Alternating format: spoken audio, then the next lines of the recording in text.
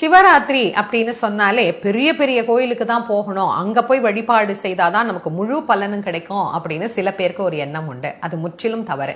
ஒரு சின்ன கோயில் பார்க்கறதுக்கு ஆளே கிடையாது, ஒரே ஒரு சிவலிங்கம் மட்டும்தான் இருக்கு, அந்த கோயிலுக்கு போய் வழிபாடு செய்யறதுக்கு கூட ஆள் இல்லைன்ற நிலைமையில ஒரு கோயில் இருந்தாலும் சிவராத்திரி அன்று கண்டிப்பா அந்த கோவிலுக்கு நீங்க போய் வழிபாடு செய்து ஒரு சின்ன அபிஷேகம், என்ன முடியுதோ பால் பழம் என்ன கிடைக்குதோ அதை வச்சு நாம அபிஷேகம் பண்ணி வழிபட்டால் கூட அநேகமான நன்மைகள் நமக்கு கண்டிப்பாக கிடைக்கும். கோவில்ல சின்னது பெருசு அப்படிங்கிற வித்தியாசம் எல்லாம் கிடையாது.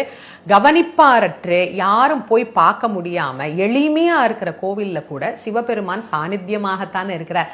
சுவாமி ஒண்ணுதான், அவர் எங்கும் நீக்கமர ஒரே போலதான் நிறைந்திருக்கிறார். அதனால நீங்க ஒரு சின்ன கோயிலா இருந்தாலும் அங்க போய் இந்த சிவராத்திரி அன்னைக்கு முழு நேரமும் வழிபாடு செய்து பாருங்க. மனசுக்கு எவ்வளவு நிறைவான மகிழ்ச்சியையும் சந்தோஷத்தையும் இறைவன் கொடுக்கிறார்.